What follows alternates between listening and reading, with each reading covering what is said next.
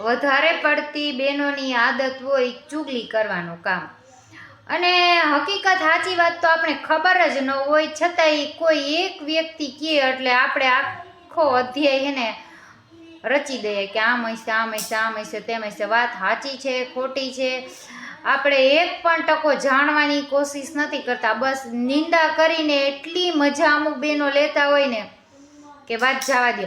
પણ હા, કોઈ આપણી જો નિંદા કરે ને તો એનો ધન્યવાદ ચોક્કસ માનવો, કેમ કે ખરેખર આપણા પાપ ધોવાઈ જાય છે।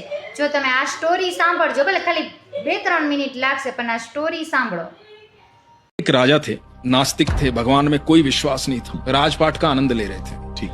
तो एक दिन रथ पर आए एक संत आए उनके सामने। संत ने कहा राजा को कि मुझे आपसे दान चाहिए। तो राजा ने कहा कि ये मेरी नियति में नहीं है, मैं दान वान नहीं देता। तो संत ने कहा कि नहीं, मुझे तो आपसे दान चाहिए ही चाहिए। तो राजा ने कहा कि मेरे पास कुछ फालतू है ही नहीं देने के लिए, आप जाइए यहाँ से। इन बातों के बीच में क्या हुआ कि राजा के घोड़े ने लीद कर दी। तो संत ने राजा को कहा कि ये तो आपके किसी काम की नहीं है, तो आप यही उठा के दे दीजिए, पर मुझे आपके हाथ से लेना है कुछ ना कुछ। तो राजा ने कहा कि ये ऐसे तो पीछा छोड़ेगा नहीं। उठा के वो लीद अपने हाथ से दे दी कि जा ले जा। खुश होकर के उन्होंने कहा कि जा और बढ़े। अगले दिन सुबह राजा बालकनी में बैठे अपने राजमहल की, और बड़ी बदबू आ रही। तो सामने देखा कि लीद का पहाड़ बना हुआ है। तो बुलाया अपने सैनिकों को, ये क्या है, हटाओ इसको। वो हटवाया गया, लेकिन वो फिर बन गया। बदबू फैलती जा रही है, समझ में नहीं आ रहा राजा के। तो राजा को ध्यान आया कि एक संत आया था, उसको घोड़े की लीद दी थी और उसने कहा था कि और बढ़े। तो राजा को जैसे ही ये ख्याल आया, राजा निकला महल से उस संत को ढूंढने के लिए।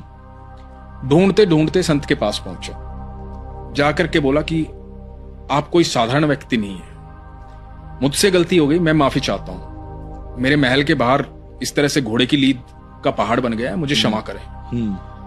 तो संत ने कहा कि भाई वो तो आपके कर्म है, आप मुझे धन देते तो धन बढ़ता, आपने जो दिया, मेरा तो कर्तव्य बनता है कि मैं आपको आशीर्वाद दूं। तो मैंने आपको इस तरह का आशीर्वाद दिया, तो अब आपका ये बढ़ रहा है, तो ये तो आपके कर्म है, आपको भोगने पड़ेंगे। राजा ने कहा कि महाराज मुझे क्षमा करें, मुझसे गलती हो गई, अब मेरे अंदर वो सुधार आ जाएगा, आप निश्चिंत रहें, तो कुछ तो निवारण होगा इसका। तो संत ने कहा कि हाँ निवारण है, लेकिन मुझसे कोई प्रश्न नहीं पूछेगा जब तक निवारण ना हो जाए। ओके। तो राजा ने कहा कि ठीक है। तो संत ने कहा कि जा अपनी प्रजा में कुछ ऐसा फैला दे कि लोग तेरी बुराई करने लग जाए। अब राजा वापिस आया, राजा ने बातें ऐसी फैलवा दी कि सब जगह राजा की बुराई हो रही है। इधर जब सुबह बालकनी में देखा तो पहाड़ जो है वो साफ हो चुका है।